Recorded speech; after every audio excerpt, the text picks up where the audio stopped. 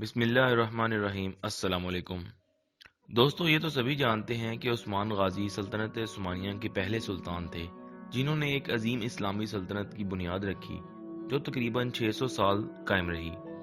لیکن بہت سے لوگوں کے ذہن میں یہ سوال ہے کہ انہوں نے کیسے ایک قبیلے اور چند وفاداروں کے ساتھ نہ صرف اس وقت کی سپر پاور منگولوں سے مقابلہ کیا بلکہ ایک عظیم سلطنت کی بنیاد بھی رکھی، جبکہ سلجوق سلطنت کے منگولوں کے ہاتھوں خاتمے کے بعد ان کے قبیلے کی سیاسی حیثیت بھی غیر مستحکم تھی، کیونکہ جو علاقے سلجوق سلطان علاؤ الدین نے ارطغرل غازی کو جگیر کے طور پر دیے تھے، ظاہری طور پر منگول قبضے کے بعد اس کی قانونی حیثیت کا بھی خاتمہ ہو گیا تھا۔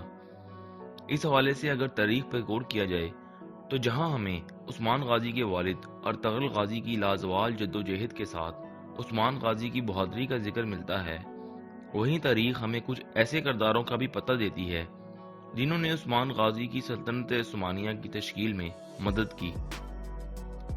کیا آپ نے کبھی سوچا کہ عثمان غازی نے بغیر کسی انٹیلیجنس اور بڑی فوجی طاقت کے کیسے ایک قبیلے سے عظیم سلطنت کی بنیاد رکھی؟ اس حوالے سے اگر تاریخ کا مطالعہ کیا جائے تو ترک تاریخ ہمیں دو ایسی خفیہ تنظیموں کو پتہ دیتی ہے جنہوں نے سلطنت عثمانیہ کے قیام میں عثمان غازی کی نہ صرف مدد کی بلکہ افرادی قوت بھی مہیا کی۔ ان میں سے ایک تنظیم آہی تھی جنہوں نے عثمان غازی کی مدد کی اور فوج کا کردار ادا کرنے کے ساتھ ان کی مہمات کے لیے افرادی قوت میں بھی اضافہ کیا۔ اس بارے میں ہم پہلے ہی ایک تفصیلی ویڈیو بنا چکے ہیں۔ آہی دراصل منگولوں کے خلاف آزادی کی جنگ لڑنے والے لوگ تھے۔ اس تنظیم کی بنیاد شیخ آہی ایوران نے اس وقت ڈالی جب زیادہ تر قبائل منگولوں سے ساز باز کر کے اپنی خود مختار ریاستیں قائم کر رہے تھے۔ عثمان غازی کے سسر شیخ ادب علی کا تعلق اسی آہی تنظیم سے تھا۔ دوستو، ان میں سے دوسری تنظیم کو دی وائٹ بیئرڈ یعنی سفید داڑھی والوں کے نام سے جانا جاتا ہے، جنہوں نے عثمان غازی کے لیے انٹیلیجنس کا کردار ادا کیا۔ اس تنظیم کے بارے میں تاریخ کیا کہتی ہے اور اس کا مقصد کیا تھا؟ دوستو، گوک ترک سلطنت تاریخ میں ترکوں کی پہلی سلطنت بیان کی جاتی ہے۔ اس سلطنت کے ایک وزیر نے دشمن ممالک اور ان کی افواج کے بارے میں معلومات اکٹھی کرنے کے لیے ایک خفیہ تنظیم کی بنیاد رکھی جس کا نام بورو بدون تھا۔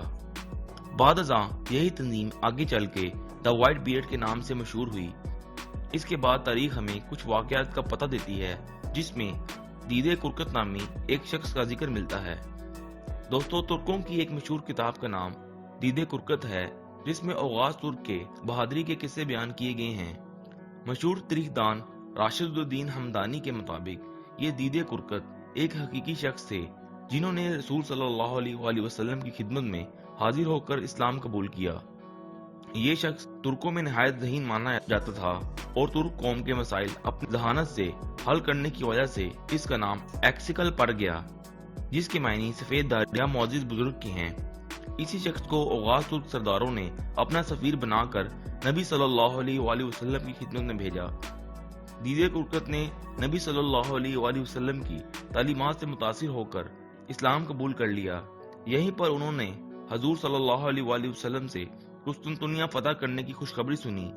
دیدے کرکت نے یہ خوشخبری واپس آ کر اوغاز ترک سرداروں کو سنائی، جنہوں نے بخوشی اسلام قبول کر لیا اور رسول صلی اللہ علیہ وآلہ وسلم کی اس حدیث جس کا مفہوم ہے کہ تم قسطنطنیہ کو ضرور ایک بہترین امیر اور بہترین فوج کے ساتھ فتح کرو گے کو پورا کرنا اپنی فرض اور روایات کا لازمی حصہ بنا لیا۔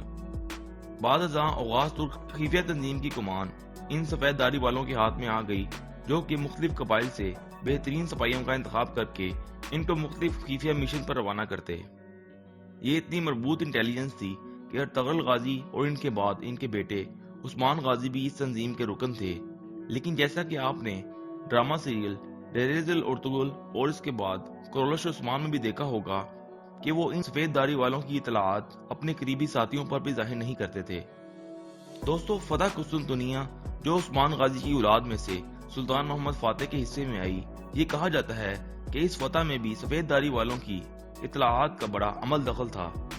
دوستو، اگر یہ کہا جائے کہ عثمان غازی کی مضبوط اسلامی سلطنت کے خواب کو پایا تکمیل کو پہنچانا اوغاز ترکوں کا بطور ایک قوم مشترکہ کوششوں کا نتیجہ تھا تو یہ غلط نہ ہوگا۔